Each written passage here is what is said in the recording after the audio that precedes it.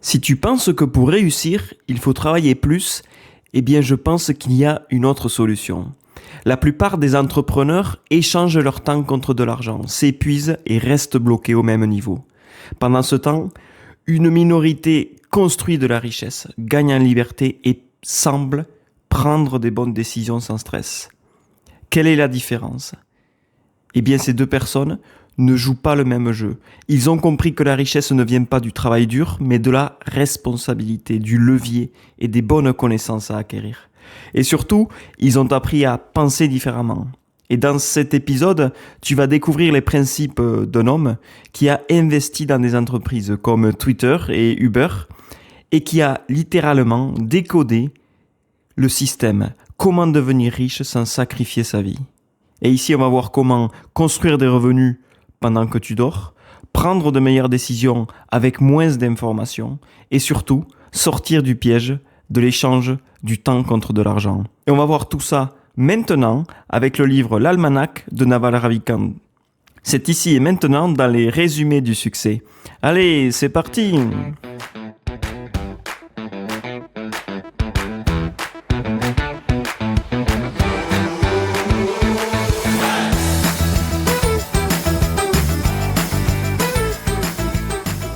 Bonjour à toutes et à tous et bienvenue une semaine de plus dans les résumés du succès, le podcast dans lequel chaque semaine, je t'apporte un livre avec des idées, avec des principes, avec des conseils qui peuvent t'aider à t'améliorer dans ta vie familiale, professionnelle et même pour améliorer ton salaire.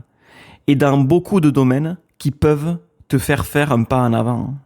Parce que oui, faire des pas en avant, c'est la clé de tout avancement, comme je le dis d'habitude. Et surtout, ne pas reculer. Ça, c'est la clé. Dans ce podcast, je peux te proposer des idées. Et les livres peuvent te proposer beaucoup d'idées aussi. Et ici, je te les transmets. Mais c'est à toi de les mettre en pratique. Et je te rassure, personne ne le fera à ta place. C'est à toi de mettre en pratique tout ce que l'on voit ici.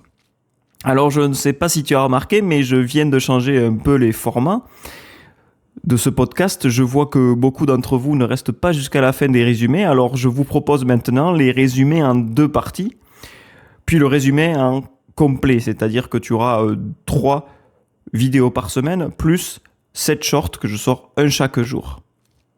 Comme ça, tu les écoutes tous les jours, et aussi 3 fois par semaine, tu as une vidéo longue. J'espère que le résumé d'aujourd'hui va t'apporter encore plus de valeur et si les résumés que je te propose ici t'intéressent, je t'invite à laisser un j'aime, à t'abonner et cela va me booster encore plus à continuer à t'apporter les meilleurs résumés. Ça fait déjà 1 an que je t'apporte les résumés des meilleurs livres du marché et aujourd'hui, le livre que nous allons voir est une compilation de sagesse, de richesse. Publié récemment en 2022 dans sa version française, il s'intitule L'Almanach de Naval Ravikant. Et d'ailleurs, parlons un peu du protagoniste qui n'est pas l'auteur de ce livre, puisque l'auteur c'est Erik Jørgensen, qui met par écrit donc les connaissances de Naval Ravikant. Et Naval Ravikant, c'est qui ? Eh bien, c'est un monsieur qui a gagné beaucoup d'argent, mais d'une manière très particulière. C'est une véritable légende de la Silicon Valley et une icône mondiale de la culture des startups. Il a cofondé AngelList, qui est une startup. Il a été aussi un des premiers investisseurs dans des succès comme Uber, Twitter, actuellement X. C'est quelqu'un qui a commencé sans rien, qui a débuté de zéro, un peu comme nous, immigré indien. Lui, il est arrivé jeune aux États-Unis et il a gravi tous les échelons par lui-même tout seul. Il s'est construit sa richesse tout seul. Et ça, c'est impressionnant. Eh bien, cet ouvrage qu'on va voir aujourd'hui, c'est une synthèse de ce qu'il a appris au cours des 10 dernières années à travers ses tweets qu'il a postés ou encore ses podcasts qu'il a effectués ou ses différentes interviews. Et Erik Jørgensen, qui est celui qui a écrit le livre, a condensé donc la philosophie de Naval pour nous aider à devenir riche et heureux, car pour lui, gagner de l'argent, c'est une compétence qui est accessible et qui s'acquiert. Il n'a rien inventé, Il a simplement organisé les paroles de Naval Ravikant dans un format que nous pouvons absorber et appliquer. Et ce livre, Eh bien, il arrive dans une époque où les entrepreneurs se sentent de plus en plus épuisés, fatigués. Ils sentent qu'ils n'avancent pas. Et Naval, lui, il va apporter sa touche différente. Il va nous donner les clés pour savoir comment construire la richesse et trouver le bonheur sans sacrifier son âme sur le chemin, comme on pourrait le dire. Puisque c'est vrai, il ne faut pas se sacrifier totalement, il faut essayer de résister et tenir sur le long terme. Et tout comme l'idée du livre qu'on a vu récemment, L'effet cumulé, Naval il se base sur le principe des intérêts composés. Parce que pour lui, les intérêts composés, c'est la clé de tout.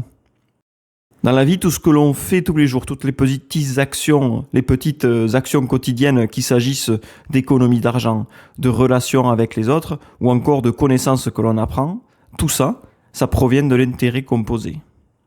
De l'effet cumulé, disons. Tu dois choisir alors des actions positives, selon Naval, jouer sur le long terme avec des partenaires de confiance et y investir suffisamment de temps pour que ces efforts génèrent de vrais résultats extraordinaires. Voilà un peu le résumé du livre. Si tu veux, tu peux t'arrêter là. Non, mais je t'invite à continuer. On va voir maintenant que ce monsieur, Naval Ravikant, il a commencé à partager ses idées sur la richesse, sur le bonheur, et qu'il a commencé à le faire sur Twitter. Il n'imaginait probablement pas qu'il changerait la façon dont toute une génération d'entrepreneurs voit le monde. Ces petites actions quotidiennes de poster sur Twitter ont généré de gros résultats. Et Naval Ravikant, lui, c'est pas un gourou de la Silicon Valley, des startups, c'est un fondateur d'entreprise qui construit des sociétés depuis bien avant que le terme des startups existe. Il a cofondé la startup Epinions et d'autres sociétés. Mais ce qui rend Naval Ravikant unique, ce ne sont pas ses succès entrepreneuriaux, mais c'est sa façon radicale de penser ce qui compte vraiment. Pendant des années, Naval, il a partagé des réflexions profondes, donc dans des podcasts, interviews, comme on l'a vu tout à l'heure, mais ses idées ont réellement impacté beaucoup de gens. Et maintenant, on va rentrer un peu plus dans le détail du livre.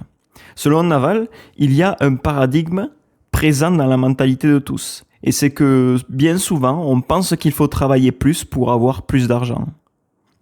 Mais en réalité, on peut créer des systèmes qui nous permettent d'éviter de travailler 50 à 100 heures par semaine. Allez, je t'amène avec moi et on va explorer le cerveau de quelqu'un qui a déchiffré le code de comment vivre une vie prospère et en paix. On va parler ici des principes appliqués par des entrepreneurs qui sont devenus architectes de leur propre vie. Et selon Naval, vous ne deviendrez jamais riche en louant votre temps contre de l'argent. Car vos revenus seront toujours limités par votre propre présence physique.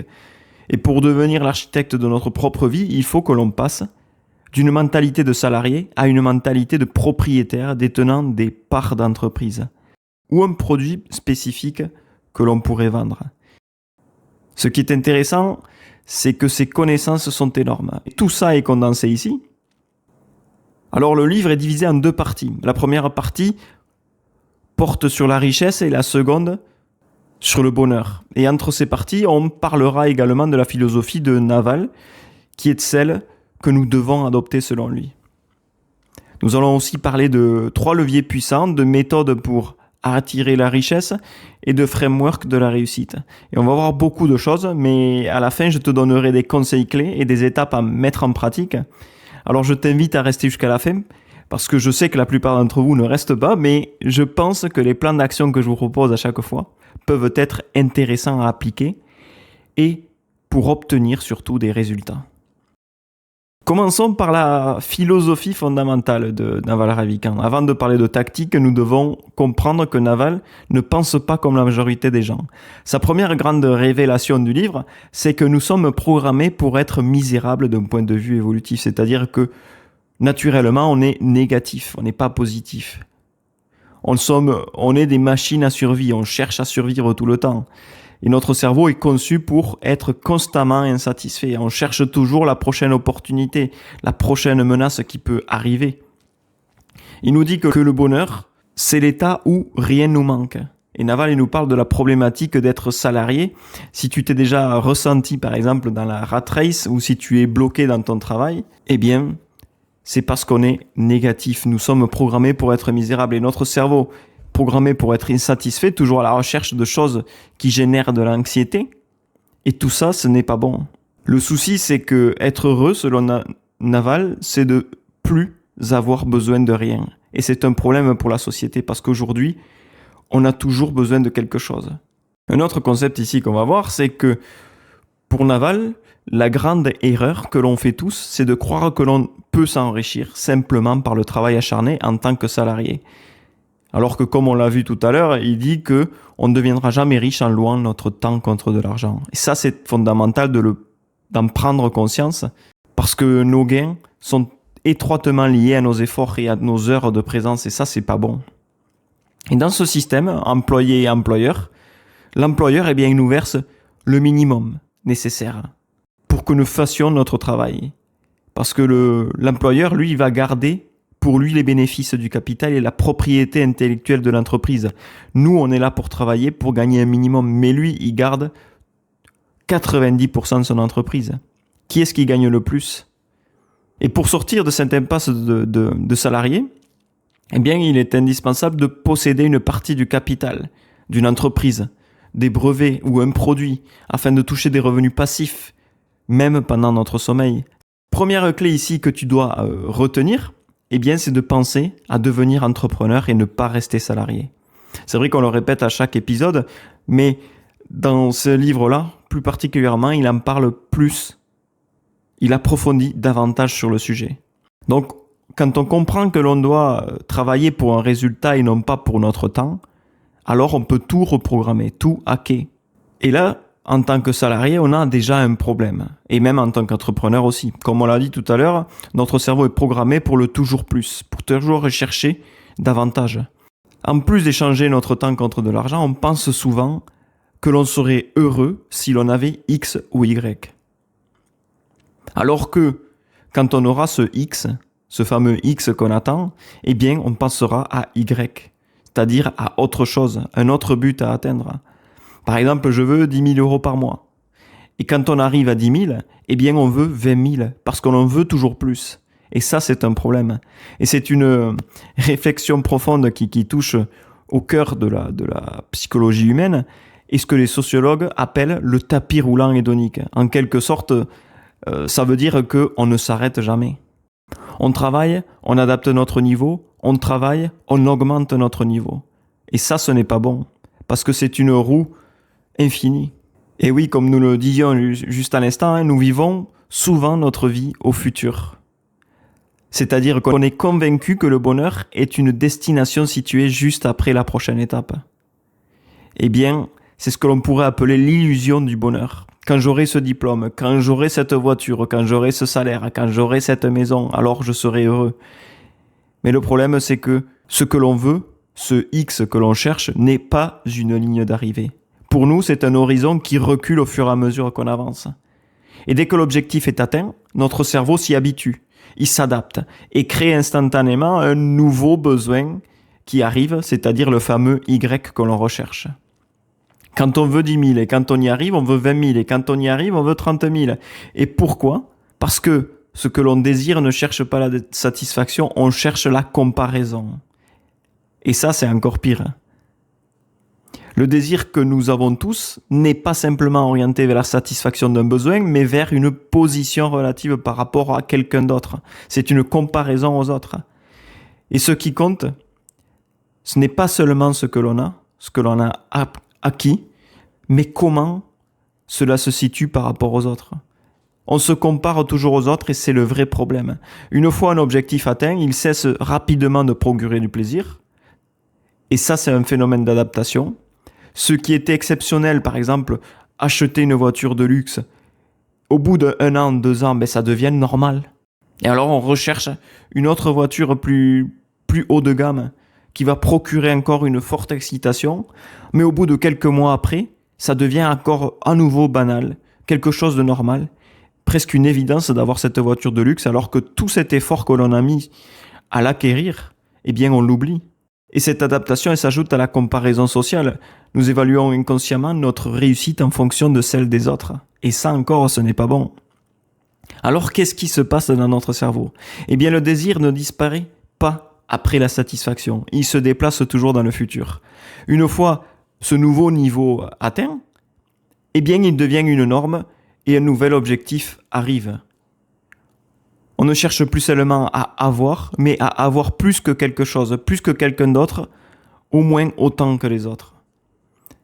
Par exemple, quelqu'un qui obtient une promotion, et par exemple, on lui double son salaire. Sur le moment, lui, il est satisfait.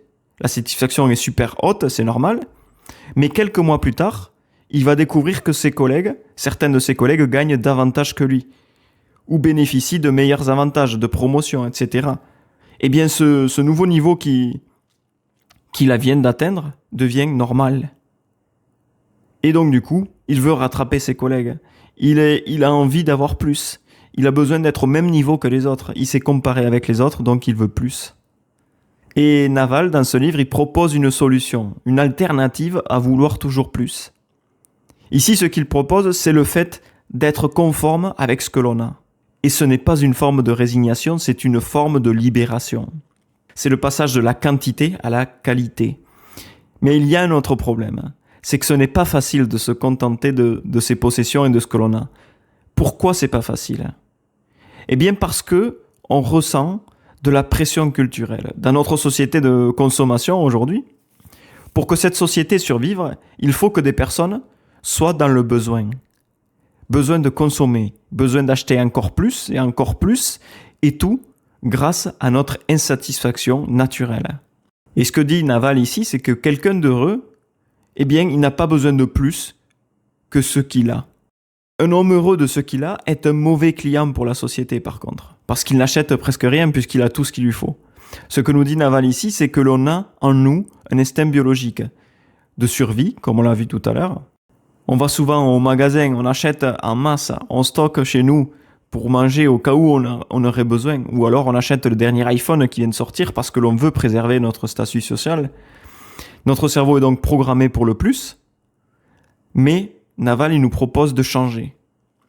Alors comment changer ce programme que l'on a ancré en nous depuis des générations, et plus que jamais aujourd'hui ? Eh bien, 3 manières, selon Naval Ravikant. La première chose, c'est de pratiquer la gratitude. On doit regarder ce que l'on possède avec l'œil de celui qui vient de le perdre. Regarde ce que tu as et imagine les gens qui n'ont rien. Tous les jours, tu dois prendre le temps de te rappeler de ce que tu as par des affirmations de gratitude ou pour regarder attentivement ce que tu possèdes. Par exemple, tu pourrais dire que tu remercies la vie pour cette maison que tu possèdes, pour cette voiture, pour ce confort de vie. Tu peux adapter à ce que tu as. Par exemple, je possède une vie de rêve, même si je ne suis pas riche, même si je ne vis pas dans le luxe, j'ai tout ce qu'il me faut et c'est suffisant, je suis heureux avec ce que j'ai. Tout cela te permettra au long terme de ne pas penser à ce que tu manques, mais à valoriser ce que tu possèdes déjà. Tu dois définir ton niveau assez. Qu'est-ce que ton assez aujourd'hui veut dire ? Qu'est-ce que tu as besoin de plus ? Rien, si tu es conforme à ce que tu as. Détermine ton niveau sur lequel tu seras conforme. Ne vise pas toujours plus. Détermine un seuil financier, par exemple, un seuil matériel où les besoins sont comblés et décide que tout ce qui vient en plus est un bonus, pas une condition au bonheur. Et d'ailleurs, je t'invite à le faire et à te demander qu'est-ce que tu as besoin. Quel est ton seuil pour être heureux ? En termes d'argent, de possession, de situation géographique, tout. Prends ton temps pour écrire tout ça à l'écrit. Et réalise ce que tu as et ce que tu veux et vois ce qui te manque pour y arriver. Et je pense que cela va être intéressant pour toi. Parce qu'on a besoin de vivre au présent. Parce que si le bonheur est toujours dans le prochain achat, il n'est jamais dans l'instant présent. Et ça, ce n'est pas bon. Donc on doit remettre le bonheur à aujourd'hui. Et Naval, il nous propose par exemple la méditation. Se sentir aussi présent durant toutes les petites activités que l'on fait dans notre quotidien pour être heureux de ce que l'on a dans le moment présent. Parce que si on n'est pas concentré sur l'instant présent, sur l'action que l'on fait, eh bien j'ai envie de te dire que le bonheur n'est pas dans le futur, il n'est pas dans le passé, il est maintenant dans ce que tu décides de faire, penser maintenant. Au moment où j'ai écrit ce script, eh bien, je rentrais chez moi. Après un long voyage pour aller travailler, eh bien, j'étais heureux d'écrire. Pour vous, parce que c'était un script que je prépare pour vous, et également heureux de rentrer chez moi, retrouver ma femme qui m'attendait. C'est ça le bonheur dans le moment présent, c'est se rendre compte de ce que l'on a, de ce que l'on fait, et que le bonheur finalement c'est dans notre tête, c'est nous qui décidons ce qu'est le bonheur pour nous. Quand tu penses au bonheur maintenant, pour toi, c'est quoi ton bonheur? Prends du temps pour réfléchir là-dessus. Pour moi, c'est d'être libre, de faire le choix que je veux pour ma vie sans dépendre des autres. Et d'accepter que ce que j'ai n'est pas le rêve, mais c'est suffisant pour vivre. On doit arrêter d'être dans l'attente de quelque chose qui arrivera un jour peut-être et reprendre le pouvoir sur notre temps, sur notre énergie et sur le moment présent. Et en acceptant que ce que nous avons aujourd'hui est suffisant, et en acceptant la situation actuelle, nous transformons notre existence. Parce qu'on ne court plus après la vie, nous la vivons pleinement. Et c'est pas ça le but de la vie? Et si on avait besoin seulement de ce que l'on a aujourd'hui et être conforme avec ce que l'on a? On pourrait alors arrêter d'être dans l'attente de toujours plus. Donc Naval, il nous invite à essayer de trouver cette paix intérieure. Et une fois qu'on l'a trouvée, eh bien tu peux, à ce moment-là, commencer à rechercher plus si tu veux. C'est un bonus. Naval a eu beaucoup de malchance dans sa vie, beaucoup d'échecs, comme tout le monde d'ailleurs. Et Naval, pour gérer toutes ces difficultés, eh bien, il utilise le bouddhisme, la méditation et l'acceptation, et être présent. Maintenant, il refuse également tout ce qui ne peut pas être vérifié. Dans la philosophie de Naval, la quête du bonheur et de la richesse est renversée par rapport à la pensée classique que tout le monde a. Et dans sa philosophie, il nous remonte 3 piliers à prendre en compte. Naval a perdu des fortunes, il a été escroqué par des associés, il a vu des entreprises s'effondrer, mais il voit cela comme une leçon que personne ne peut acheter. Donc il pratique le bouddhisme rationnel. Il garde les outils utiles, les méditations, les acceptations, la présence, mais rejette ce qu'il ne peut pas vérifier. Donc il utilise un outil puissant, ce sont les 3 options universelles qu'il propose dans le livre, pour gérer n'importe quelle situation. Et dans chaque situation qui apparaît, nous devons utiliser ces 3 options. La première, c'est la changer. La deuxième, c'est l'accepter, la situation. La troisième, c'est partir. Et par contre, ce qu'on ne peut pas faire, c'est la 4e option. C'est de rester à notre place sans rien faire. On ne peut pas rester sans rien faire. Et ce que nous dit Naval, c'est qu'on doit changer. On croit souvent que nous sommes fixes et que le monde est malléable, que tout ce qui est autour de nous peut être changé. Alors qu'en fait, c'est l'inverse. Le monde est fixe et nous, on est malléable. On peut changer. On n'est pas figé. Il est plus efficace de changer notre perspective et nos compétences que d'essayer de forcer de changer tout ce qui nous entoure. Et si on n'a pas cette philosophie, eh bien tout ce que l'on va faire ne fonctionnera pas. On va gaspiller souvent notre énergie à essayer de plier la réalité à nos désirs, alors que le véritable levier de transformation se situe en nous-mêmes. C'est nous qui devons changer, pas tout ce qui tourne autour de nous. Nous avons tendance à considérer notre identité, nos réactions et nos limites comme des données qui ne peuvent pas changer. Et pourtant, on peut changer. Nous sommes en grande partie une collection d'habitudes quotidiennes, de petits pas que l'on fait tous les jours sans nous en rendre compte, et de conditionnements de paradigmes que nous avons acquis de notre enfance pour satisfaire notre nous-mêmes et répondre à des peurs que l'on a. Et puisque nos schémas que nous avons mentaux, ils sont appris, on ne pense pas qu'ils peuvent être changés. Alors que tout peut changer. Parce que Naval, il considère le bonheur et la paix intérieure comme des compétences que l'on développe par l'entraînement et non comme des traits que l'on a acquis dans notre enfance. Donc, ce qu'il faut faire, selon Naval, c'est changer la perspective et devenir lucide. Naval préfère le terme de lucide plutôt que d'intelligent. Être lucide, c'est de voir le monde tel qu'il est, sans le filtre de nos attentes, de ce que l'on est, de notre ego et de notre paradigme mental. Pour voir la réalité en face, en fait, il faut parfois abandonner nos croyances. On doit changer notre perspective pour comprendre les conséquences à long terme de nos actes, de nos actions quotidiennes. On doit développer du jugement. On doit développer de la prise de décision parce que c'est bien plus rémunérateur que le simple travail que l'on fait tous les jours. Donc on doit prendre du recul. Parce que si on ne veut pas changer, eh bien, ça va nous générer des problèmes. Parce que c'est dangereux de ne pas vouloir changer. Parce que tu te conditionnes ton bonheur à un résultat, à une validation, à un futur que tu veux avoir. Je serai heureux quand mon business marchera. Le résultat, c'est qu'on va stresser pendant des mois. On va ignorer ce qui se passe maintenant et on va vivre dans le manque, toujours dans le manque. Même si ça marche, tu déplaceras toujours le problème. Et pour Naval, c'est la mauvaise posture. Il ne faut pas refuser la réalité. Il ne faut pas rester sur ses positions. Il ne faut pas rester à réfléchir. Il faut passer à l'action et changer. Alors commence à penser que c'est toi qui dois changer et pas le monde qui t'entoure. Lorsqu'on commence à ne plus être esclave de nos besoins biologiques, eh bien, on peut changer notre nature. Dans une économie moderne où le levier est immense, où le discernement est une capacité qui est importante, eh bien, le jugement que l'on a est beaucoup plus important que tout ça. Et on doit cesser aussi de lutter contre ce qu'on ne peut pas changer. On doit se libérer de tout ce qui nous entoure. On doit se détacher. Naval explique que les années où il a gagné le plus d'argent sont celles où il a le moins travaillé. Car il traitait ses entreprises comme un jeu. Ce n'était pas du travail pour lui. Il s'est détaché, ce qui lui a permis de gagner sans peur et de perdre sans se ruiner, avec une paix intérieure énorme. Puisqu'il s'est détaché des problèmes, il s'est détaché du vouloir plus.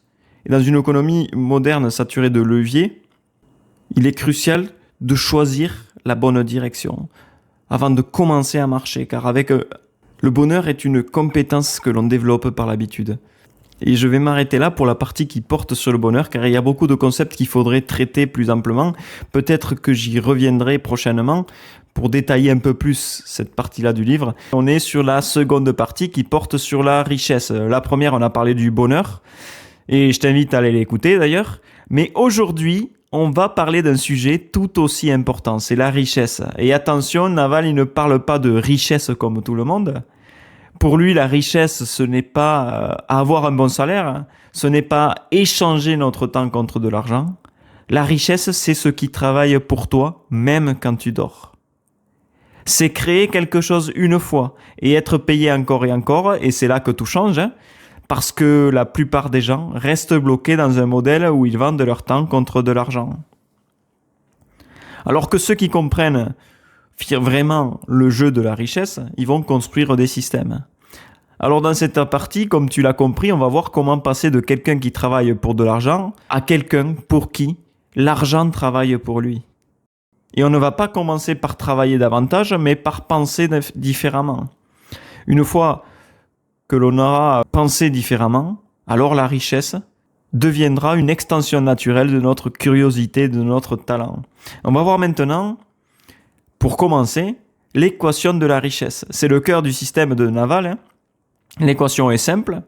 La richesse, pour lui, c'est égal à la multiplication entre nos connaissances spécifiques, les responsabilités que l'on prend et les effets de levier. On va voir qu'il y a 3 leviers spécifiques. Ce sont des multiplicateurs. Ça veut dire que si l'un des 3 facteurs de cette équation est à 0, le résultat est 0. Et si les 3 sont très élevés, alors c'est là que la magie opère et que les résultats deviennent exponentiels. On va commencer par le premier facteur et c'est la connaissance spécifique. C'est la connaissance pour laquelle vous ne pouvez pas être formé de manière formelle. Ça veut dire quoi? Si la société pouvait vous former à faire ce que vous faites, ça veut dire que vous pourriez être remplacé par quelqu'un d'autre. Et cette connaissance spécifique, elle est unique, c'est un point de vue unique qui vient de votre curiosité, de votre passion, des connaissances que vous avez acquises, de votre expérience.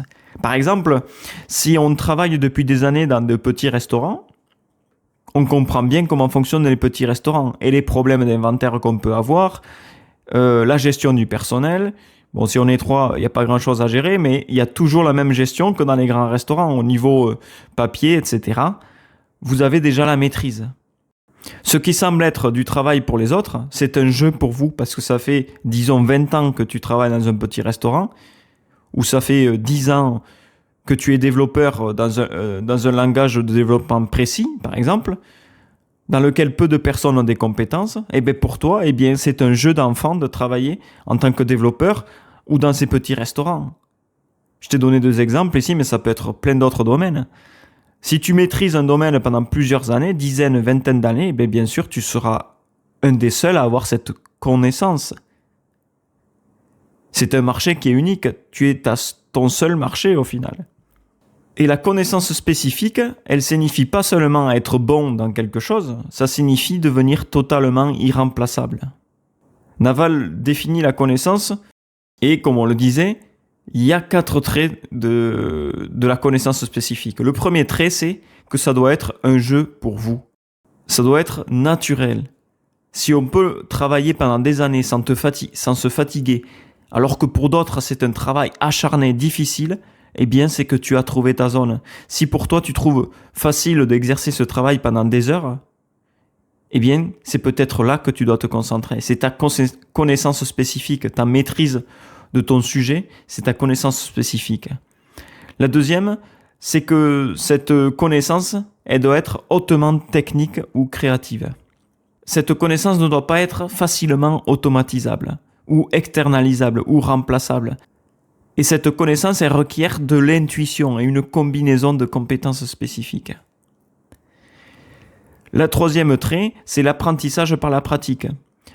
C'est-à-dire qu'à l'école, tu peux apprendre tes connaissances générales, mais ta connaissance spécifique, elle doit se développer en faisant, en passant à l'action, en échouant, en s'obsédant sur un problème, jusqu'à développer une intuition unique pour le résoudre. Je suis sûr que ça t'est déjà arrivé un jour où on te dit qu'il y a un problème sur un sujet, sur ton domaine, et que toi, en un clin d'œil, tu as une intuition qui te dit où est la solution. C'est ça que tu dois développer. Et c'est là, si tu commences à avoir cette intuition-là, c'est que tu es sur le bon chemin. Et le quatrième trait de la connaissance spécifique, c'est qu'elle est unique. C'est l'intersection de tes intérêts, de ta passion, de ta personnalité et de ton expérience. Par exemple, Warren Buffett avait une capacité d'évaluation et une discipline émotionnelle énorme. Il avait une intuition quand une entreprise allait faire faillite, ou si le marché allait baisser, ou si le marché allait augmenter. Il savait à quel moment investir. Pourquoi ? Parce que ça fait plus de 40 ou 50 ans qu'il investit, 60 ans. Donc c'est normal que ça arrive. Et donc c'est ça que l'on recherche, une connaissance spécifique dans laquelle on a une intuition sur les choses qui vont arriver. C'est l'intersection entre tes intérêts, ce que tu aimes faire, ta personnalité, ton expérience, ton vécu et même ton entourage. Alors, comment développer cette connaissance spécifique ? Eh bien, on va commencer par suivre notre curiosité. On va pas aller chercher la dernière tendance, ce qui sort sur le marché, mais on va aller chercher quelque chose qui nous intéresse personnellement. Deuxième action que l'on va faire, on va chercher l'intersection entre nos forces. Par exemple, si Naval, lui, il aimait bien la technologie, il aimait bien l'investissement, il aimait bien la philosophie, donc lui, il a fait ce qu'il aimait faire. Il a trouvé l'intersection entre ces 3 éléments pour le mettre en place dans ses entreprises. Si vous êtes bon en chiffres et passionné par le fitness, par exemple, la zone qui peut être intéressante, ce sont les métriques du succès pour les salles de sport. Par exemple, c'est une idée. C'est l'intersection entre la passion pour le fitness et les chiffres. Troisième action à faire ici, c'est que on va faire ce que les autres n'aiment pas faire. Là où les autres vont abandonner, dans les domaines qui sont complexes, eh bien, c'est là qu'on peut bâtir un avantage compétitif imbattable. Quatrième action, on va construire en public. Au fur et à mesure qu'on avance dans la connaissance spécifique, qu'on acquiert des compétences, eh bien, on va partager ce processus d'apprentissage ouvertement. Par exemple, sur LinkedIn, dans un blog, sur Twitter, sur YouTube. Parce que construire en public va permettre d'avoir de la reconnaissance, de la validation des autres par rapport à ce que l'on fait. Et ça va nous donner de la visibilité aussi pour vendre notre compétence spécifique par la suite. Imaginons quelqu'un qui ne le fait pas, qui construit tout seul. Eh bien, s'il n'est pas connu, s'il n'y a pas des milliers de personnes qui valident son process, eh bien, comment veux-tu que l'on lui fasse confiance ? Et ce concept-là de développer une connaissance spécifique rejoint le livre que l'on a vu ensemble, c'était The One Thing, la seule chose de Gary Keller. Votre connaissance spécifique est cette seule chose qui rend tout le reste plus facile ou inutile. Et pour découvrir ta connaissance spécifique, je te pose 3 questions ici. Demande-toi dans quel domaine les gens te disent que tu fais un super travail. Demande-toi aussi dans quel domaine tu aimes rendre un service, dans lequel tu travaillerais de manière gratuite pour aider quelqu'un. C'est là que se trouve ta connaissance spécifique unique. Donc on continue dans l'équation de Naval Ravikant, on vient de voir la connaissance spécifique et maintenant le deuxième facteur multiplicateur, c'est la responsabilité. Alors, quand les choses vont bien, eh bien, on réussit, on est bien. Et si les choses vont mal, on se sent coupable. On doit comprendre la responsabilité, parce que c'est le prix de la récompense. Si tu veux une récompense exceptionnelle, tu as besoin de prendre des responsabilités exceptionnelles. Tu dois associer ton nom à un résultat. Tu dois recevoir de l'argent pour ce que tu fais, pour ta responsabilité. Mais aussi, la responsabilité, ça va induire de la culpabilité. La responsabilité, c'est le deuxième facteur de l'équation. Si vous voulez une récompense exceptionnelle, vous devez accepter une responsabilité exceptionnelle. Elle repose donc cette responsabilité sur 3 piliers. Notre nom est associé au résultat, on reçoit de l'argent pour notre succès et aussi on reçoit la culpabilité en cas d'échec. Et ça, c'est l'opposé de la mentalité du salarié. Comme on l'a vu tout à l'heure, on doit passer la mentalité de salarié à la mentalité d'entrepreneur. Et c'est ça la différence. Donc il y a 5 niveaux de responsabilité. Le premier niveau, c'est les tâches. Je livre ce projet à temps, par exemple. Le deuxième niveau, ce sont les résultats. Je garantis que ce projet générera un résultat précis. La troisième, c'est la valeur commerciale. Je suis responsable de l'apport financier de cette initiative que moi-même j'ai portée. Le quatrième niveau, c'est les pertes et les profits. Tu vas ramener de la rentabilité dans une ligne de métier, par exemple. Le 5e niveau, c'est l'entreprise. Tu es responsable du succès ou de l'échec total de la société. Et chaque niveau de responsabilité que tu montes, chaque niveau possède un plus haut gain et un plus haut niveau de réputation. Par exemple, le niveau 1, c'est le niveau des tâches d'exécution. Je fais ce qu'on me demande. Exemple, je développe une fonctionnalité et je la livre avant vendredi. Bon, mais ça, c'est une action, c'est une tâche. Tu contrôles ton travail, tu contrôles le temps passé et tu contrôles également la qualité d'exécution. Par contre, tu peux réussir ta tâche même si ce projet échoue. Donc, aucun impact sur le projet. Toi, tu fais ta tâche, tu as réussi. La récompense, c'est que tu as un salaire fixe et tu as pas de reconnaissance stratégique au niveau de la hiérarchie, par exemple, ou au niveau des clients. Deuxième niveau, ce sont les résultats. C'est la livraison avec impact. Tu ne livres pas juste un travail, tu vas livrer un résultat qui est mesurable.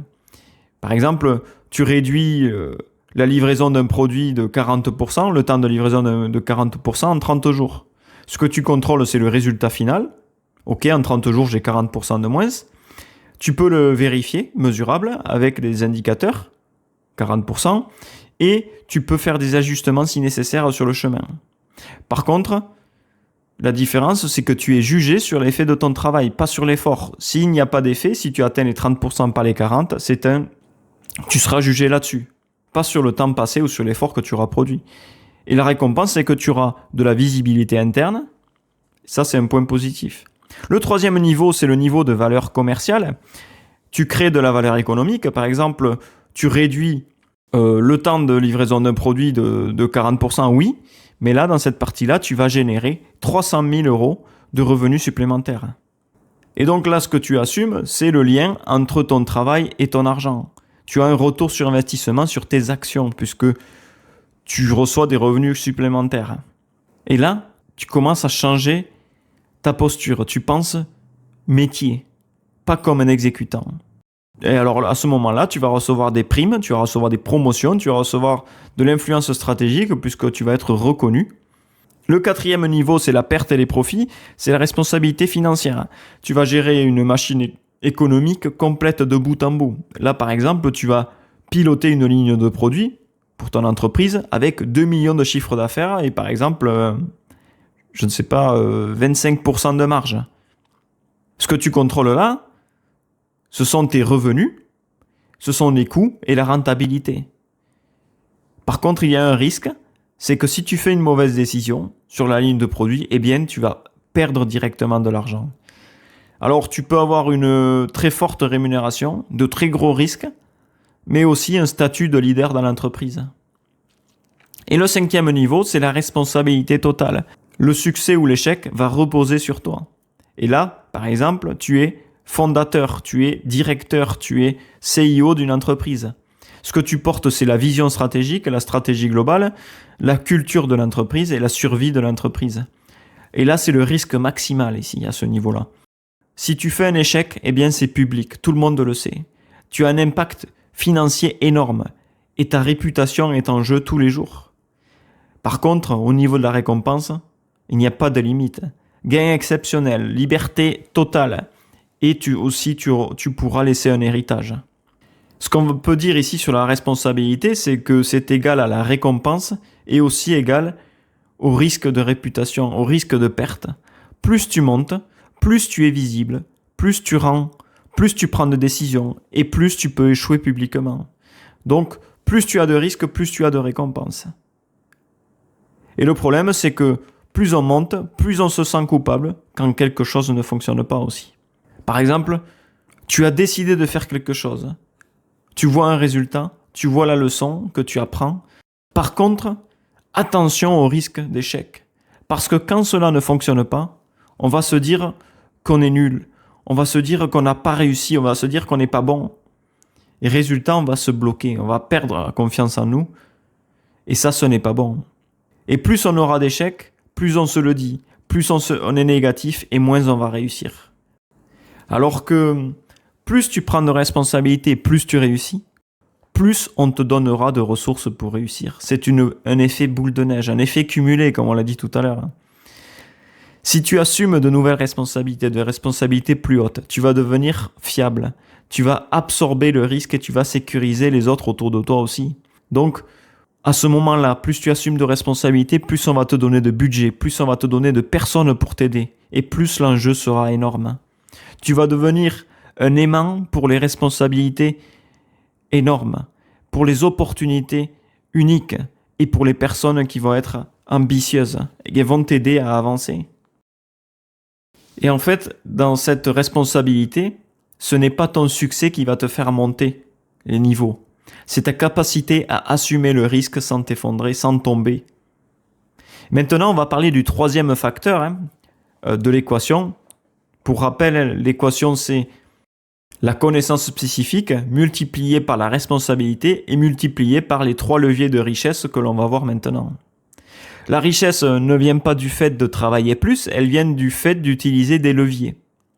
Un levier, c'est simple, c'est un moyen de multiplier ton impact sans multiplier ton temps.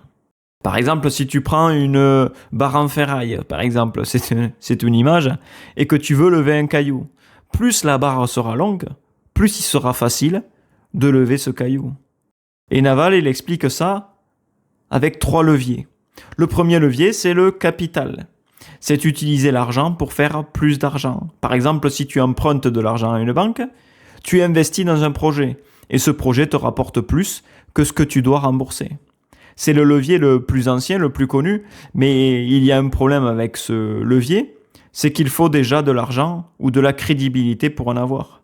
Quand tu vas à une banque pour faire un prêt immobilier, par exemple, si ton compte en banque n'est pas propre, eh bien, tu n'es pas crédible. Et du coup, auprès de la banque, tu auras moins de chances d'obtenir ce prêt.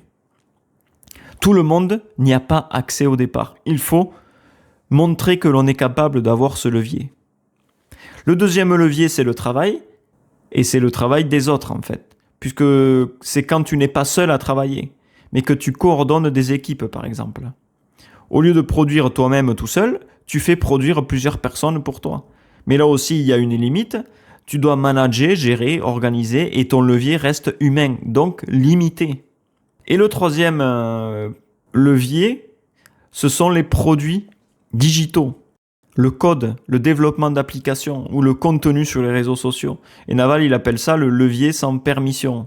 Pourquoi? Parce que tu n'as besoin de personne pour commencer, pas de diplôme, pas de patron, pas de capital conséquent et surtout, chaque copie supplémentaire ne te coûte presque rien.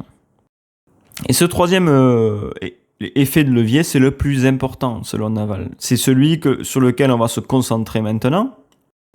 Et on va commencer par un exemple. Imagine, tu crées un cours pour aider les petits restaurateurs à mieux gérer leur business. Tu passes 1 mois à le créer. Ensuite, tu peux le vendre 10 fois, 100 fois, 1000 fois sans retravailler dessus. Pendant que tu dors, quelqu'un regarde ton cours, quelqu'un apprend de toi, quelqu'un te paie. C'est ça la richesse. Tu as dissocié ton temps de ton revenu. Tu es donc plus libre de ton temps et ça, c'est la vraie richesse. C'est de ne plus dépendre de ton temps mais de tes résultats. Et les leviers sont multiplicateurs. C'est là que ça devient puissant. Ces 3 leviers ne s'additionnent pas, ils se multiplient. Alors si tu combines du capital, du travail et des produits digitaux, tu changes complètement d'échelle. Par exemple, prenons un exemple très simple. Un ouvrier dans la construction, il est payé 15 € de l'heure. Son revenu, il est limité à son temps. Et à côté, tu as un entrepreneur. Il gère des équipes, il génère des projets à 50 000 €. Pourquoi? Parce qu'il utilise le levier du travail. Maintenant, un promoteur immobilier. Lui, il utilise le levier du capital plus le levier du travail. Il génère 500 000 € sur un projet. Et enfin, quelqu'un qui crée un logiciel immobilier ou une formation, lui, il peut vendre à l'infini. Sans limite réelle. Et ce que j'ai envie de te dire ici, que tu retiennes, c'est que si tu échanges ton temps contre de l'argent, tu seras toujours limité. Mais si tu construis des systèmes, comme on vient de le voir là, si tu utilises des leviers, tes résultats peuvent exploser. Et aujourd'hui, le levier le plus accessible, c'est le digital. Parce que tu crées une fois, sans compétences fondamentales. Tu apprends en faisant. Et tu peux vendre en continu. Et tu peux passer à l'échelle sans limite. Tu peux vendre à l'étranger, dans d'autres langues, traduire. C'est infini. Et revenons-en au protagoniste de ce livre, Naval, qui a compris depuis très longtemps les règles du jeu.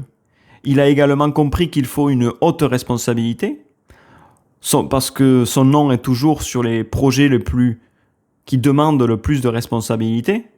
Et il possède un effet de levier sur des questions de capital et de travail. Alors imagine si tu combines, par exemple, le développement immobilier dont nous parlions à l'instant, avec la technologie, comme par exemple créer une plateforme qui connecte des investisseurs avec des projets immobiliers. Eh bien, tu pourrais passer à l'échelle des milliards, parce que tu utilises une connaissance spécifique dans 2 domaines différents. L'un, c'est l'immobilier et l'autre, la technologie. Et tu as aussi une responsabilité maximale. En fait, tu utilises ces 3 leviers. Alors, comment appliquer ces 3 leviers? Imagine que tu sois un indépendant, un freelance, et que pour l'instant, tu échanges ton temps contre de l'argent, c'est-à-dire sans réel effet de levier. On va voir ces 3 niveaux. Niveau 1, eh bien, tu te spécialises dans le design, par exemple. Tu es web designer, graphique, et tu te spécialises dans le design pour les cliniques dentaires, par exemple. Bon, c'est un exemple comme un autre. Si tu as une connaissance plus spécifique, puisqu'il n'y a pas beaucoup de web designers qui sont orientés clinique dentaire, qu'est-ce que tu vas faire? Tu vas peut-être facturer plus cher pour tes services parce que tu comprends les besoins précis de ce client. Le niveau 2, tu vas accepter la responsabilité complète de l'identité visuelle des cliniques. Tu vas inclure des résultats marketing. Qu'est-ce qui va se passer là? C'est que ta réputation va être en jeu. Il faut que les résultats soient vrais. Niveau 3, c'est le niveau des produits digitaux, des systèmes. Tu vas créer des modèles, tu vas créer des systèmes que les cliniques peuvent utiliser directement. Des logiciels, des processus, des flux qui permettent de gagner du temps. Parce que souvent, les logiciels des hôpitaux, bien comme on le sait, à chaque fois qu'on va voir le médecin ou qu'on va voir quelqu'un à l'hôpital, eh bien, on nous dit que le logiciel est lent ou notre PC est ralenti. Les salariés s'en plaignent. Et si toi, tu résous ça, eh bien, c'est énorme. Donc, c'est le système. Mais tu peux aussi, avec ce qu'on a vu tout à l'heure par le levier du travail, embaucher d'autres designers qui vont travailler pour toi. Pour travailler pendant que toi, tu te concentres sur la stratégie, par exemple. Et peut-être même que tu peux obtenir des financements pour créer une plateforme en ligne beaucoup plus conséquente. Voilà des exemples de mise en pratique de tout ça. La majorité des entrepreneurs tentent de sauter directement à l'effet de levier, parce que c'est tentant.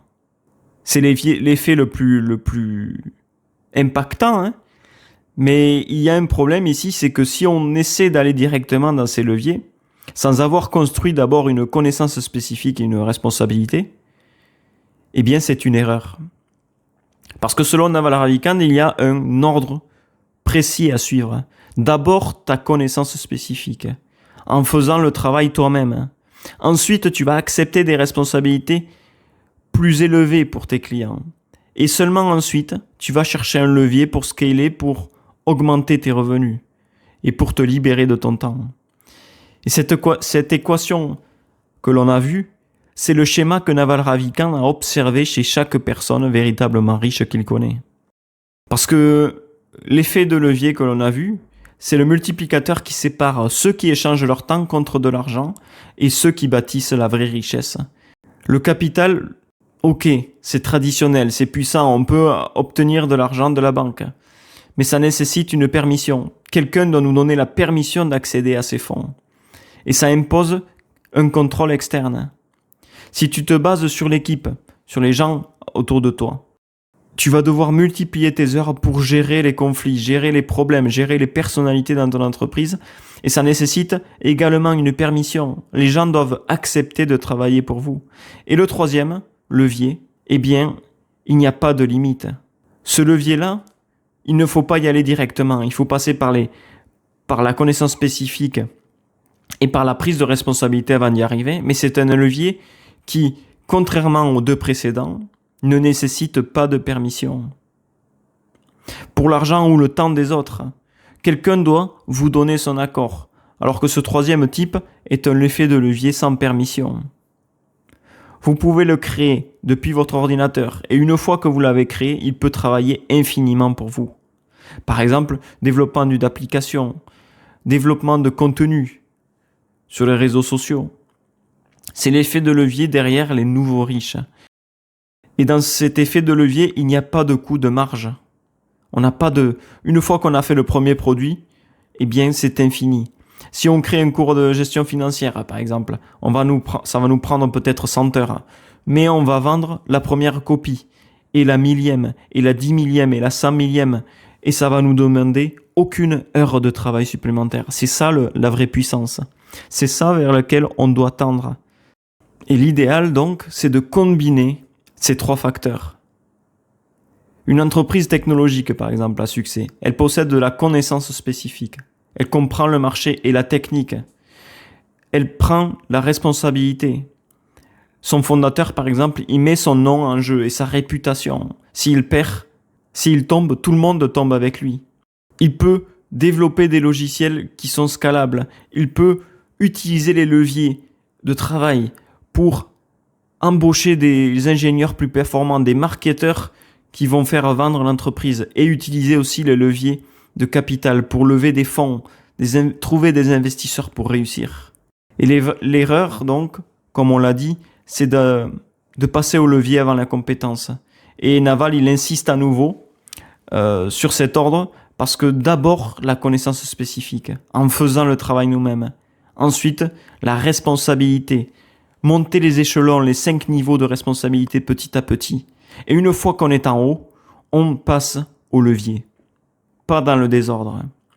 Et on verra plus tard un livre qui s'appelle Lean Startup d'Eric Ries qui va permettre de valider un modèle d'entreprise et comment passer à l'échelle avec l'agilité. C'est un livre que nous allons voir sûrement ensemble sur le podcast prochainement, mais on va voir qu'avoir un bon jugement aussi c'est fondamental dans la philosophie de Naval. Dans la première partie, on devait en parler, et puis j'ai préféré la passer dans la partie richesse, parce que c'est en lien avec l'entrepreneur quand même directement. Pour atteindre la richesse, il nous faut prendre des bonnes décisions. Et le jugement et comment décider dans l'incertitude, c'est indispensable pour atteindre la richesse. C'est le dernier pilier que nous allons voir ici dans ce résumé. Le jugement, c'est quoi? Eh bien, c'est la capacité de prendre des décisions correctes de façon constante. Surtout en situation où il n'y a pas de réponse facile. Ce n'est pas de l'intelligence classique, c'est la capacité à synthétiser des informations complètes. Un bon jugement est super précieux. Si un directeur d'entreprise, un dirigeant d'entreprise a raison 80% du temps, au lieu de 75% du temps, cette différence de 10% entre les deux moments, eh bien, ça vaut des millions pour une entreprise. Et c'est pour ça qu'ils sont si bien payés. Et Naval, il nous propose 5 piliers du bon jugement. Le premier pilier, c'est la pensée. Ne pas accepter la sagesse classique, mais on va déconstruire un problème jusqu'à ses vérités. C'est-à-dire que quand on a un problème qui arrive, on ne va pas rester campé sur nos positions et on va retourner le problème dans tous les sens pour voir comment changer la perspective et trouver une solution. Si, par exemple, tu as un problème, eh bien, passe 80% du temps à décortiquer le problème et 20% à trouver la solution. Parce que la première chose à voir, c'est comprendre le problème vraiment et ensuite la solution découlera toute seule. Le deuxième pilier, c'est la perspective à long terme. On va optimiser pour les décennies et pas pour le trimestre. C'est ce que je veux dire ici, c'est qu'il faut penser long terme. Par exemple, comme Warren Buffett, qui passe 1 an à décider d'un investissement pour que, en 1 jour, il prenne une action pour réaliser cet investissement. Si tu penses long terme, ça aura beaucoup plus d'impact que passer court terme. Le troisième pilier, c'est accepter l'incertitude. On va utiliser le concept de réversibilité dont il parle dans le livre Naval. Si une décision est réversible, on doit agir vite. Par contre, si elle est irréversible, on va prendre du temps pour l'analyser, pour résoudre cette situation. Le quatrième pilier, c'est comprendre les incitations. Comme le disait Charlie Munger, ce célèbre avocat de bras droit complice de Warren Buffett. Donc, j'ai lu récemment la biographie de Warren, c'est pour ça que je vous en parle. En fait, Charlie Munger, il disait qu'il avait besoin de voir pour croire. C'est le quatrième pilier du jugement. Besoin de voir pour croire. Si on lui montrait quelque chose, il pouvait faire son boulot normalement. Ça veut dire quoi? Ça veut dire qu'on doit toujours analyser toujours ce que les autres ont à gagner. Parce que il se peut que les gens t'incitent à prendre une décision, qu'elle soit bonne ou mauvaise, mais toi tu dois analyser avant de prendre cette décision, parce que si on t'incite à prendre une décision, tu dois savoir quels sont les fondamentaux, quelles sont les fondations de cette décision, pourquoi on me demande de faire ça. Parce que si on n'a pas de fondation sur notre raisonnement, c'est que notre raisonnement n'est pas bon. On doit prendre notre raisonnement sur des fondations, sur quelque chose de concret, de vrai, pas sur des choses abstraites. On continue dans les 5 piliers du bon jugement et le 5e, c'est qu'on ne doit pas chercher de prédiction exacte. On doit penser en termes de probabilité. Qu'est-ce qu'on va dire ici? Par exemple, 15% de chances de réussite dans cet investissement et 25% d'échecs. Ça, c'est du concret. Pour développer un jugement, on doit étudier l'histoire. On doit apprendre les modèles mentaux des gens qui ont réussi dans ce domaine. Par exemple, tu vas étudier la psychologie, l'économie, la biographie des gens qui ont réussi dans ce domaine. Et on va chercher des retours rapides, des feedbacks. On va tester, on va incrémenter, on va réitérer de manière agile. On va pas chercher à estimer quelque chose sans réelle fondation. On va éviter d'être paralysé, d'être campé sur nos positions et on va viser une solution suffisamment bonne plutôt que la perfection. C'est ça. On doit tester, incrémenter, réitérer. On ne peut pas savoir si quelque chose fonctionne si on ne l'a pas testé. Donc on vient de voir les 5 piliers du bon jugement. Et en plus d'avoir un bon jugement, il y a des pratiques que nous indique Naval, ici, à prendre en compte. C'est que pour bien juger, il faut être en forme et économiser toute notre énergie qui peut l'être pour obtenir plus de clarté et de tranquillité d'esprit. Il y a des pratiques pour atteindre la tranquillité et pour avoir une clarté d'esprit contre toute épreuve. Premier facteur, c'est qu'on doit réduire les décisions qui servent à rien. On va garder notre énergie mentale pour les décisions importantes. Et pour ce faire, on va mettre en place des routines. Par exemple, s'habiller simplement pour gagner du pouvoir de décision, de la volonté. On va avoir une vie simple pour gagner du temps. On va essayer de se reposer pour être moins fatigué et on va prendre nos décisions au moment où on est le plus en forme dans notre journée. Deuxième facteur, on va éliminer la négativité. C'est-à-dire qu'on va filtrer toutes les informations extérieures qui nous servent à rien et qui nous polluent toute la journée. On va éviter les personnes toxiques qui nous empêcheraient de notre discernement de fonctionner. Et on va limiter surtout les réseaux sociaux et toutes les choses qui ne servent à rien. Troisième facteur, pour atteindre la tranquillité et la clarté d'esprit, on va cultiver la gratitude. On va apprécier consciemment ce que l'on possède déjà. Comme on l'a vu dans la première partie sur le bonheur, on va se prendre conscience de ce que l'on a et du moment présent. Et le quatrième et dernier facteur, c'est le plus important pour moi, c'est l'exercice physique. Parce que on doit tous les jours bouger, rester en activité parce que ça va nous procurer de l'énergie. Souvent, on pense que l'exercice va nous fatiguer, mais au fait, c'est au contraire, c'est très puissant et ça nous permet d'être en forme. On a besoin de s'aérer, de s'oxygéner, on va sortir dehors, peut-être marcher, courir un petit peu, prendre l'air dans la nature. Tout ça, ça va nous ressourcer, nous donner de l'énergie. Et le problème, c'est que souvent, on cherche toujours le bonheur. Mais plus on cherche le bonheur, plus il est difficile à atteindre. Et la réalité, en fait, c'est que le bonheur ne s'atteint pas. Le bonheur vient seulement quand tu acceptes qu'il est un choix de vie, qu'il est le résultat d'une vie bien menée et non d'un objectif direct. Tu ne peux pas chercher le bonheur. Ce que tu peux chercher, c'est à bien vivre. On a parlé du bonheur dans la première partie, mais aussi on en parle ici, parce que c'est important. Ça rejoint la richesse. Tu te dis que tu dois être riche pour être heureux, pour atteindre le bonheur, mais non. Tu ne peux pas chercher le bonheur. Ce que tu peux chercher, c'est à bien vivre, à vivre sainement, à vivre dans le moment présent, à vivre bien avec ce que tu as et ce que tu veux. C'est comme le sommeil, par exemple. Plus je m'efforce à dormir, plus je reste éveillé. Et pour le bonheur, c'est la même chose. Plus tu cherches le bonheur, plus il est difficile de l'atteindre, puisque tu repousses à plus tard le bonheur, alors que si tu le veux aujourd'hui, tu peux l'avoir. Et en tant qu'entrepreneur, nous avons de multiples défis avec le bonheur. Pourquoi ? Bien parce que nous sommes émotionnellement très volatiles. On a souvent des hauts et des bas en fonction de la baisse ou la hausse du marché, par exemple, en fonction des investisseurs, en fonction des résultats que l'on a au travail, en fonction de si tes collègues ou tes employés travaillent bien, ou si tu as des problèmes personnels aussi. Ça impacte ton émotion. On a aussi des incertitudes. On ne sait pas si demain tout ira bien. On subit aussi tous les jours une pression sociale. On lutte contre nous intérieurement. On a un mal aussi à éteindre notre cerveau entrepreneurial. On ne se repose jamais, on pense toujours à la prochaine opportunité. Et ça, ce n'est pas bon. Et ce que nous dit Naval Ravikant, c'est que il y a des solutions pour ça. Il nous dit que la solution, c'est ce que l'on appelle l'équanimité. Alors l'équanimité, c'est quoi ?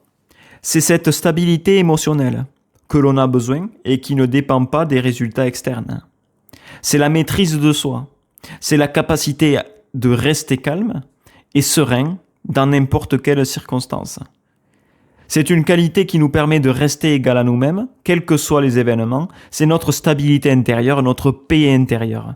Et c'est nécessaire parce qu'on est souvent sous pression par des événements externes et on doit apprendre à nous contrôler et à développer cette stabilité émotionnelle. On doit aussi créer des systèmes de feedback interne plutôt que de dépendre de la validation externe. Par exemple, ne pas écouter ce que notre entourage nous dit. On doit aussi maintenir une perspective à long terme. On doit se rappeler que le succès et l'échec que l'on a tous les jours, eh bien, c'est normal parce qu'on a notre objectif qui est fixé. On doit se rappeler tous les jours notre objectif. Par exemple, ce que tu peux faire pour garder cette tranquillité, cette paix intérieure, cette équanimité, c'est te rappeler tous les jours des mantras, des affirmations positives, ce pourquoi tu fais ce que tu fais aujourd'hui. Quel sera ton objectif? Tu dois te dire tous les jours tes objectifs. Des affirmations positives pour te motiver à continuer. Aussi, des affirmations de gratitude pour remercier de ce que tu possèdes. Tout ça, c'est important pour continuer à avancer. Parce que pour Naval, la vraie richesse n'est pas seulement l'argent. C'est la capacité d'être en paix avec toi-même, quelles que soient les circonstances. C'est profiter du processus de construction de quelque chose de significatif, d'important, un objectif de vie pour toi. C'est ça, la vraie richesse. C'est être heureux avec ce que tu as, être heureux avec l'objectif que tu t'es fixé et des actions que tu fais tous les jours. Ce que tu peux faire pour appliquer ce que l'on a vu dans ce résumé en 5 actions, et peu importe ta situation, que tu sois un entrepreneur débutant, chef d'entreprise ou manager d'entreprise, ou même salarié, ces principes que l'on va voir ici, ça s'applique à tout le monde. Première chose que tu peux faire, c'est que si tu as des connaissances spécifiques, tu peux commencer à les partager ouvertement à tout le monde. Tes échecs comme tes réussites, pour accélérer ta réputation et attirer de nouvelles opportunités. Ça, c'est la première action que tu peux faire, construire en public, montrer ce que tu sais faire, montrer tes résultats, montrer tes échecs, montrer tes difficultés, tout. Deuxième action que tu peux faire, tu vas optimiser ton apprentissage. Dans les 90 jours qui arrivent, par exemple, tu vas donner la priorité au développement de ta compétence spécifique. Et tu vas aussi commencer à accepter des responsabilités plus hautes avant de chercher un revenu immédiat. Troisième action que tu peux faire, tu vas mesurer la clarté de ta pensée.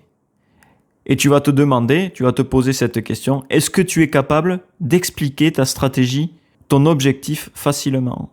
Parce que plus ta pensée sera claire, plus ton objectif sera clair, plus ton problème à résoudre sera clair, plus il te sera facile de trouver des solutions. Troisième action que tu peux faire, pour appliquer ce qu'on a vu dans le résumé, tu vas créer des expériences qui donnent des données claires pour ajuster ton jugement rapidement. Qu'est-ce que je veux dire ici? C'est que tu prends des décisions tous les jours. Maintenant, cinquième action que tu vas faire, c'est que tu vas prendre un objectif long terme et tu vas le découper sur les 3 prochains mois. Et ce que tu vas penser surtout, sur tes objectifs que tu t'es fixés, c'est que tu vas penser long terme. Tu vas revoir tes objectifs et tu vas penser long terme. C'est-à-dire, aujourd'hui, on fait des objectifs sur 1 an, sur 2 ans, sur 3 ans. Eh bien, pense long terme. Parce que ce que tu construis aujourd'hui, ça doit être construit pour toute une vie, pas seulement pour quelques mois. Ici, Naval, il ne vend pas une formule magique. Il nous tend un miroir. On a déjà ce qu'il nous faut, en nous. Le problème n'est pas le manque de ressources ou de chance, mais le fait d'avoir été programmé pour chercher des réponses au mauvais endroit. Qu'est-ce qu'il te faut? Eh bien, c'est simplement appliquer cette équation.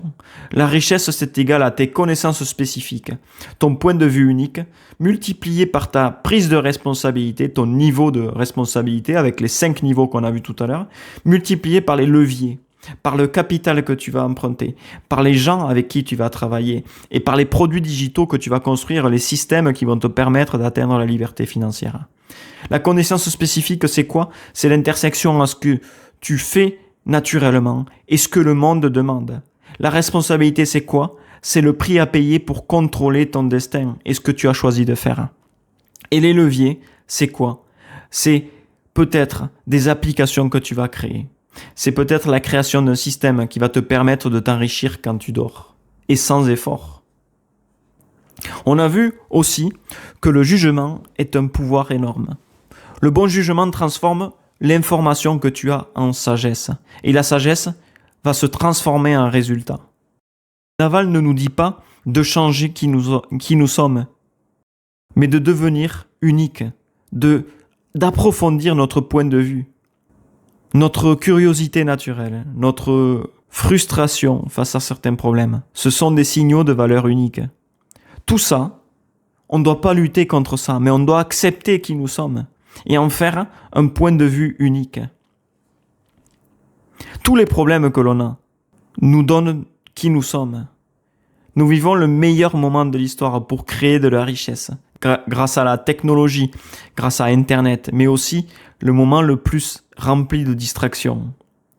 Alors, on ne doit pas se perdre dans ces distractions, on doit éviter tout ce qui nous entoure. Alors, je te propose un défi que tu peux mettre en place cette année. Demande-toi chaque matin quelles connaissances tu développes que personne ne peut répliquer facilement. Et pour quels résultats tu acceptes d'être responsable. Donc demande-toi quelles connaissances tu as que personne ne peut répliquer. Et quels résultats tu veux être responsable d'avoir. Pour changer tes résultats financiers, tu dois d'abord changer ta façon de voir la richesse. Parce que la richesse, selon Naval, ce n'est pas avoir un salaire. Ce n'est pas le nombre d'heures que tu travailles. C'est ce que tu possèdes. C'est ta connaissance, ton travail, ta maîtrise de ton jugement. Et les systèmes que tu as mis en place pour gagner du temps. Et tout ça va travailler pour toi. Alors pose-toi une vraie question. Est-ce que tu échanges encore ton temps contre de l'argent? Ou est-ce que tu construis des actifs qui vont travailler pour toi? Parce que toute la différence est là, entre ceux qui travaillent toute leur vie et ceux qui deviennent libres. Naval nous explique qu'il faut apprendre à utiliser les bons leviers, le capital, le travail et surtout les systèmes.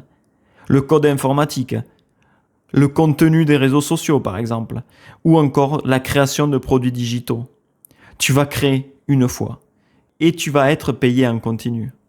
Mais tout ça, ça ne suffit pas. Parce que tout commence par toi, par ton jugement, par tes compétences spécifiques que tu as développées et par ta capacité à voir ce que les autres ne voient pas. Et c'est ça qui te rend irremplaçable. Et surtout, tu dois penser à long terme, parce que dans ce jeu de la richesse, les résultats prennent du temps. Mais pour ceux qui restent constants, ceux qui construisent sans s'arrêter, ceux qui suivent l'effet cumulé, quand tout le monde veut laisser tomber, eh bien, les gens qui continuent finissent toujours par prendre une avance énorme. Et il y a un point que beaucoup de gens oublient. L'équanimité. C'est ce qu'on a vu tout à l'heure. C'est cette compétence à rester stable émotionnellement, peu importe les résultats. Remets-toi en question. Réfléchis. Reste toi-même. Tu sais qu'il y a des échecs, c'est normal. Tu vas réussir à force d'échecs. Parce que si tu dépends de chaque succès ou de chaque échec, tu ne tiendras pas assez longtemps pour gagner. Il doit y avoir quelque chose de plus grand. Tu dois être stable émotionnellement. Tu dois réussir à être positif quand tout le monde voit négatif.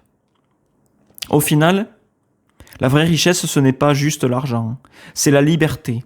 La liberté de ton temps, la liberté de choisir qui tu veux être, la liberté de vivre comme tu veux vivre. Mais aussi, c'est la paix intérieure pendant que tu construis. Même si aujourd'hui tu pars de zéro, si tu commences à apprendre des compétences rares, utiliser les bons leviers, à construire sur le long terme et à rester stable mentalement, alors tu es déjà sur le bon chemin. Déjà, si tu fais ces 4 choses, apprendre une compétence spécifique, unique, utiliser les bons leviers pour réussir et construire sur le long terme, et surtout, un entourage qui te permette d'être stable émotionnellement, tu vas réussir. Alors, j'espère que cet épisode t'a apporté de la valeur. Et si c'est le cas, dis-moi en commentaire ce que tu en as pensé. Surtout, c'est important d'avoir des retours pour voir comment je peux m'améliorer pour les prochains épisodes. Pour les prochains résumés, si tu as besoin de plus de valeur, si tu as besoin que j'aille plus vite ou plus précis dans certains domaines. Abonne-toi aussi pour ne pas rater les prochains épisodes et ça me ferait extrêmement plaisir. Ça va me booster à m'améliorer et à continuer. Et partage aussi ce podcast à quelqu'un qui en a besoin dans ton entourage, 2 ou 3 personnes que tu choisis. Et laisse aussi un like si ce résumé t'a plu. Et surtout, dis-moi quel levier tu vas commencer à utiliser dès aujourd'hui. Allez, on se retrouve la semaine prochaine pour un nouvel épisode.